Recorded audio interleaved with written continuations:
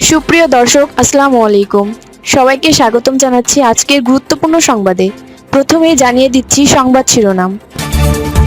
১৩ উপজেলায় চালু হচ্ছে ফ্যামিলি কার্ড। এদিকে ১২ মার্চ সংসদ অধিবেশন ডেকেছেন রাষ্ট্রপতি।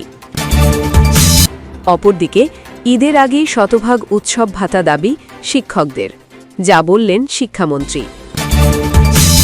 আরও থাকছে বাংলাদেশের দক্ষিণ আফ্রিকা সফরের সূচি চূড়ান্ত।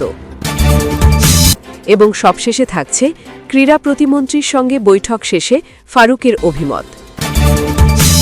শুনছিলেন সংবাদ শিরোনাম, এখন বিস্তারিত। তার আগে ছোট্ট একটি আবেদন। যদি আপনি ন্যায় ও মানবতার পক্ষে থাকেন, লাইক দিন এবং সাবস্ক্রাইব করুন আমাদের চ্যানেলটি, কারণ আমরা বলি সেই কথা যা অনেক মিডিয়া আড়াল করে। এখন চলুন বিস্তারিত দেখা যাক। ১৩ উপজেলায় চালু হচ্ছে ফ্যামিলি কার্ড। সরকার প্রান্তিক ও নিম্ন আয়ের পরিবারকে সামাজিক সুরক্ষা দেওয়ার লক্ষ্যে ১৩টি উপজেলায় ফ্যামিলি কার্ড কার্যক্রম পরীক্ষামূলকভাবে চালু করবে। আগামী ১০ মার্চ এই কর্মসূচির আনুষ্ঠানিক উদ্বোধন হবে।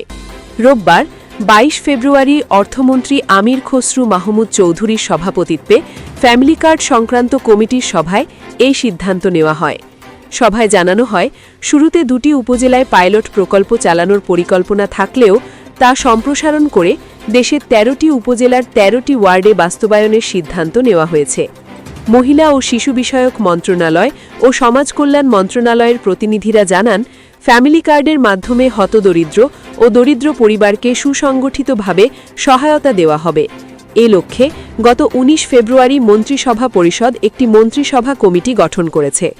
উপকারভোগী নির্বাচন জাতীয় পরিচয়পত্রের তথ্য মাধ্যমে করা হলেও আর্থিক তথ্য না থাকায় নির্বাচিত ওয়ার্ডে সরেজমিন যাচাই বাছাই করে সুবিধাভোগী চূড়ান্ত করা হবে।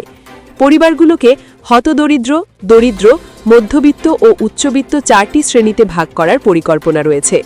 প্রধানমন্ত্রীর উপদেষ্টারা জানান, বর্তমানে বিভিন্ন মন্ত্রণালয়ের সামাজিক নিরাপত্তা কর্মসূচিতে প্রায় ৫০% টার্গেটিং ত্রুটি থাকায় অর্থের অপচয় হচ্ছে। ফ্যামিলি কার্ড চালু হলে একাধিক সুবিধা একীভূত করে এই ত্রুটি কমানো সম্ভব হবে। অর্থ বিভাগের সচিব বলেন, ফ্যামিলি কার্ডের মাধ্যমে খাদ্যবন্ধ কর্মসূচি, টিসিবি কার্ড এবং ভালনারেবল উইমেন বেনিফিট কর্মসূচি একত্রিত করা যেতে পারে। উপকারভোগী নির্বাচনে এনআইডি নম্বর, জন্ম তারিখ ও মোবাইল নম্বর বাধ্যতামূলক হবে। এছাড়া দ্বৈত সুবিধা রোধে অন্যান্য সামাজিক নিরাপত্তা সিস্টেমের সঙ্গে আন্তঃসংযোগ থাকবে। সমাজ কল্যাণ মন্ত্রী জানান, প্রতিটি ফ্যামিলি কার্ডে ৫ জন সদস্যকে অন্তর্ভুক্ত করা হবে। বড় পরিবারের ক্ষেত্রে প্রতি ৫ জনের জন্য আলাদা কার্ড দেওয়া হবে। একই ব্যক্তি একাধিক ভাতা পাবেন না, তবে পরিবারের অন্যান্য সদস্য সুবিধা পাবেন। প্রাথমিকভাবে ফ্যামিলি কার্ড বিতরণ হবে বনানীর করাইল বস্তি, পাংশা, পতেঙ্গা, বাঞ্ছারামপুর, লামা, খালিশপুর, চর ফ্যাশন, দিরাই, ভৈরব, বগুড়া সদর, লালপুর, ঠাকুরগাঁও ও নবাবগঞ্জে। উপজেলা, ইউনিয়ন ও ওয়ার্ড কমিটি গঠন করে ৫ কার্যদিবসের মধ্যে উপকারভোগীর তালিকা চূড়ান্ত করা হবে। অনুদানের অর্থ ব্যাংক বা মোবাইল ফিনান্সিয়াল সার্ভিসের মাধ্যমে বিতরণ করা হবে। নারীরা খানা প্রধান হিসেবে ফ্যামিলি কার্ড পাবেন এবং অন্য ভাতা পাবেন না, তবে পরিবারের অন্যান্য সদস্য সুবিধা পাবেন। এদিকে ১২ মার্চ সংসদ অধিবেশন ডেকেছেন রাষ্ট্রপতি। আগামী ১২ মার্চ ত্রয়োদশ জাতীয় সংসদের প্রথম অধিবেশন ডেকেছেন রাষ্ট্রপতি। এদিন বেলা ১১টায় জাতীয় সংসদ ভবনের সংসদ কক্ষে এ অধিবেশন শুরু হবে। সোমবার ২৩ ফেব্রুয়ারি জাতীয় সংসদ সচিবালয়ের গণসংযোগ অধিশিখা থেকে পাঠানো এক সংবাদ বিজ্ঞপ্তিতে এ তথ্য জানানো হয়েছে। বিজ্ঞপ্তিতে জানানো হয়েছে, গণপ্রজাতন্ত্রী বাংলাদেশের রাষ্ট্রপতি মোহাম্মদ শাহাবুদ্দিন ১২ মার্চ বৃহস্পতিবার বেলা ১১টায় ত্রয়োদশ জাতীয় সংসদের প্রথম অধিবেশন ২০২৬ খ্রিস্টাব্দের প্রথম আহ্বান করেছেন। রাষ্ট্রপতি সংবিধানের ৭২-এর ১ দফায় প্রদত্ত ক্ষমতায় বলে এই অধিবেশন আহ্বান করেছেন। প্রথা রয়েছে, নতুন সংসদের প্রথম অধিবেশনে রাষ্ট্রপতি সরকারের বিভিন্ন উন্নয়ন কর্মকাণ্ড ও আগামীর পরিকল্পনা তুলে ধরেন ভাষণ। এরপর রাষ্ট্রপতির ভাষণের উপর আনীত ধন্যবাদ প্রস্তাবের উপর সাধারণ আলোচনা অনুষ্ঠিত হয়। এদিকে ত্রয়োদশ জাতীয় সংসদে নির্বাচিত ২৯৭ জন সংসদ সদস্য শপথ গ্রহণ ও অন্যান্য আনুষ্ঠানিকতা সম্পন্ন হয়েছে। এখন 12 মার্চ স্পিকার ও ডেপুটি স্পিকার নির্বাচনের মধ্য দিয়ে ত্রয়োদশ জাতীয় সংসদের আনুষ্ঠানিক যাত্রা শুরু হবে। অপরদিকে ঈদের আগে শতভাগ উৎসব ভাতা দাবি শিক্ষকদের, যা বললেন শিক্ষামন্ত্রী। এমপিওভুক্ত শিক্ষকরা ঈদের আগেই বোনাস শতভাগ দেওয়া সহ শিক্ষামন্ত্রী ডক্টর আ.ন.ম এহসানুল হক মিলনের কাছে 13 দাবি জানিয়েছেন শিক্ষকরা।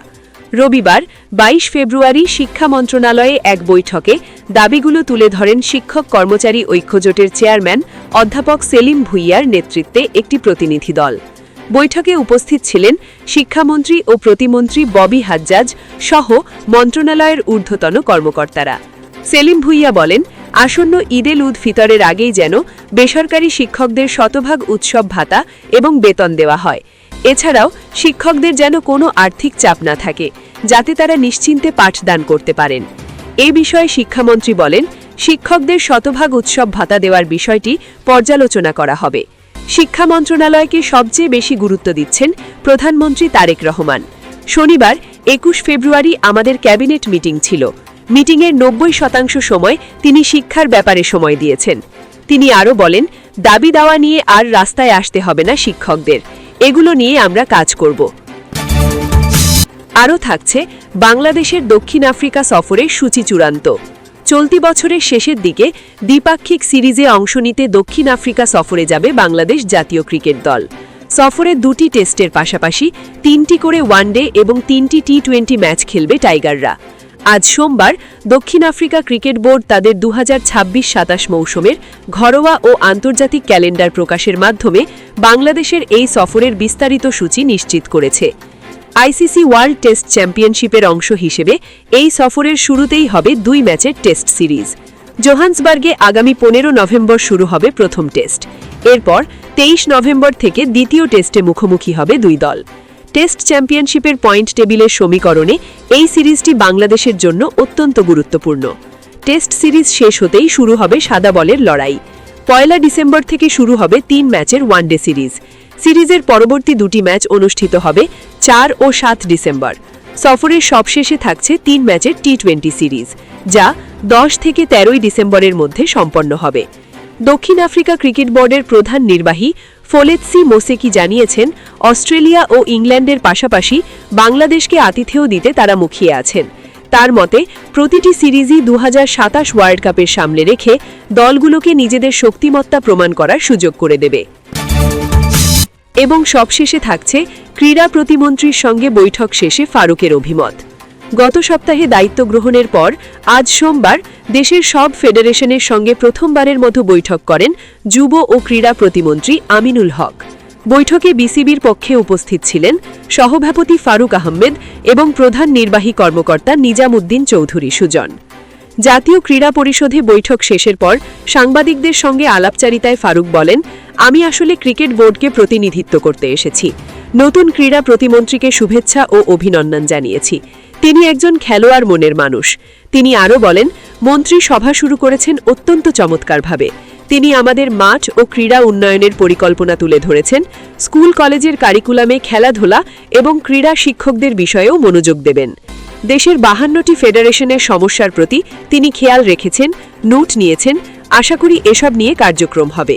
ফারুক বলেন, আমি আরও প্রস্তাব দিয়েছি, ভবিষ্যতে এই ধরনের বৈঠকগুলো 5টি করে ফেডারেশন নিয়ে করলে আরও বিস্তারিত আলোচনা সম্ভব হবে, যা সবার জন্য লাভজনক হবে।